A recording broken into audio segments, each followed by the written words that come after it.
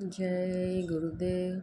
सभी गुरु प्रेमी भाई बहनों को मेरा सादर जय गुरुदेव प्रणाम।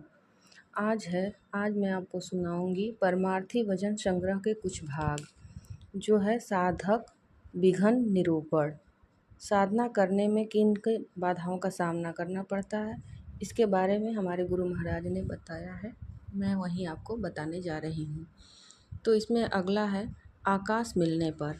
कभी कभी साधक को सामने आकाश सा मालूम होता है और फिर ऐसा मालूम होता है जैसे कि धुआं होता है। धुएं के वक्त साधक को कुछ दिखाई नहीं देता है। साधक को चाहिए कि अपनी दृष्टि उसी धुएं के सामने रखे। कुछ देर बाद धुएं जैसा आकाश साफ होगा और निर्मल आकाश नजर आवेगा। साधक को उसी निर्मल आकाश में देखना चाहिए।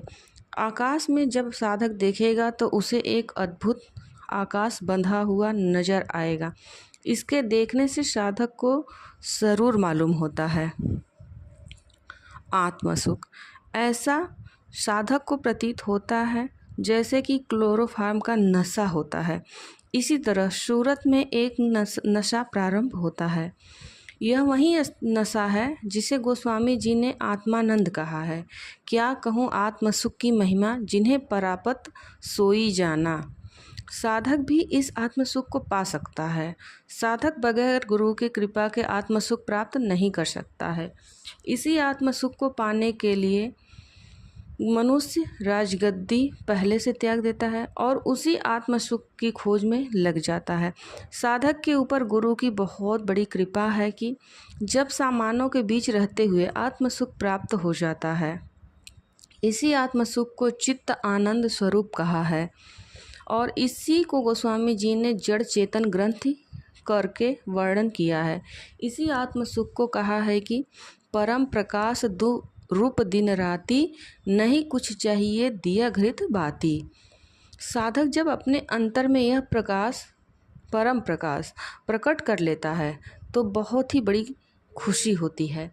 यही आत्मसुख का वह स्थान है जहाँ आत्म साक्षात्कार होता है। इसी को संतों ने तीसरा तिल बयान किया है। यही प्रथम स्थान सूरत के जगाने का है। इन्हीं को चरण कमल कहते हैं। इन्हीं चरणों का ध्यान करके साधक की दिव्य आँख खुल जाती है। इन्हीं चरणों में के ध्यान अथवा साक्षात्कार से सूरत को अपने निज रूप का अनुभव होता है। यही चरण कमल है जिसके प्राप्त करने से सूरत को अलौकिक शक्ति प्राप्त होती है। इन्हीं चरण कमलों में रिद्धियाँ सिद्धियाँ प्रकट हो जाती हैं। यही चरण कमल हैं जिनको सीता जी ने पाया था। इन्हीं चरण कमलों का साक्षात्कार राजा जनक को हुआ था। इसी वास्ते राजा जनक विदेही कहलाए थे। इन्हीं चरण कमल को पाकर सीता जी विनय करती हैं कि सुनो विनय मम विपट अशोका, सत्य नाम कर हर मम शोका। यही चरण कमल है जो कि सतलोक से आकर चिताकाश में ठहरे हैं। आकाश ऊपर है और चरण उसी आकाश में जड़े हैं, जिनकी शोभा का वर्णन नहीं हो सकता है। ज्ञानी इन्हीं चरणों की महिमा का अहम वहम अस्मि में कहते हैं, परंतु उन्हें इस चरणों को पाने में बहुत ही वैराग ज्ञान विवेक करना पड़ता है। इन्हीं चरणों को पाने के लिए गुरु की परम आवश्यकता पड़ती है। इन चरणों को पाने के लिए साधक को यह करना होगा कि अपना सर्व अंग गुरु को अर्पण कर दे। सर्व अंग गुरु अर्पण से विकारी वासनाएं नहीं सताती हैं और अपने स्वाभिमान का त्याग हो जाता है। जब तक साधक को भेदी गुरु नहीं मिलेंगे तब तक साधक चरणों का दर्शन नहीं कर पाता है। अनेकों जन्मों के पर्दे सूरत के ऊपर दोनों आँखों के पीछे गिलाब की तरह चढ़े हैं और इस जन्म का भी पर्दा चढ़ा हुआ है। यानी जो कर्म अभी करता है उसका अक्स भी आँखों के लेंस में होकर सूरत के ऊपर चढ़ता जाता है और सूरत को जड़ रूप में करता जाता है। जब तक साधक के ऊपर गुरु कृपा नहीं होगी तब तक साधक बाहरी वासनाओं का त्याग नहीं कर सकता है। साधक वासनाओं के वशीभूत हो चुका है, जिसे छोड़ने में महान कठिनाई पड़ती है। गुरु का परिश्रम साधक के साथ प्रथम से ही यही होता है कि साधक अपनी वासनाएं खत्म करे, जिसके द्वारा साधक भोगों में फंसकर अकर्म करने लगता है। साधक गुरु वचन सुनकर अपनी इच्छाएं गुरु शब्द के साथ लगाकर काट देता है। गुरु शब्द के साथ साधक यदि बंधा नहीं है तो साधक हमेशा इच्छाओं का गुलाम रहेगा। इच्छाओं का गुलाम साधक अंतर में गुरु चरण अथवा राम चरण अथवा कृष्ण चरण प्रकट नहीं कर सकेगा, चूँकि साधक का हृदय स्थल पानी की तरह हिलोर मारता रहेगा। इसका परिणाम यह होगा कि जब हृदय में स्थिरता न आई तो सूरत की दिव्य दृष्टि नहीं खुलेगी। मन चित्त चंचल होने से साधक अपनी दिव्य आँख अंतर के तिल पर न जमा सकेगा। साधन करते समय साधक नियम से रहे तो साधक को अधिक लाभ होता है। साधक के अंदर विश्वास की मात्रा जहाँ तक हो अधिक से अधिक पैदा करना चाहिए। जब साधक अंतर में प्रकाश पाना शुरू कर देता है उस वक्त सावधानी साधक को रखनी चाहिए, क्योंकि प्रकाश के प्रकट होते ही अपने कर्मों को देखता है। जहाँ कर्म खुद उसी समय प्रकाश को लोप करने की कोशिश करते हैं।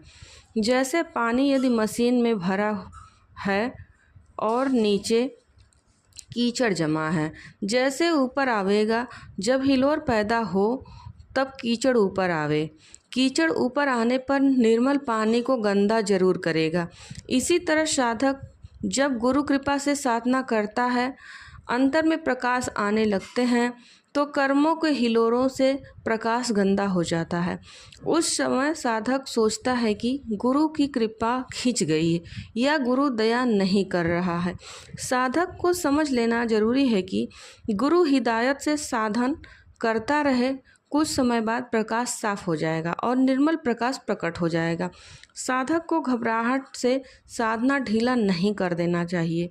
साधक अपनी बुद्धि गुरु चरणों में बांध दे और गुरु के शब्द याद करता रहे, यह अति आवश्यक है। साधक को गुरु शब्द याद करने से यह लाभ होगा कि जब साधक साधन में बैठेगा उस वक्त मन इंद्रियां उसे भोगों की ओर नहीं खींच पाएंगी। साधन करते वक्त साधक को स्वभाव के अनुसार मन इंद्रियां तंग करती हैं और साधन के वक्त साधन में न लगकर भोगों की ओर खींचती हैं। अभ्यास का मतलब यही है कि साधक साधन करने का अभ्यास डाले और भोग छोड़ने का स्वभाव साधन के द्वारा करे। साधक को स्वभाव पड़ा था भोगों की ओर, वह साधन से कम होगा। जब साधक साधन में पकने लगे और भोग की ओर इंद्रियां अपने स्वभाव को कम कर दें या बिल्कुल न करें तो साधक को समझ लेना चाहिए कि गुरु की कृपा है और गुरु दया के हम पात्र बन रहे हैं। जय गुरुदेव।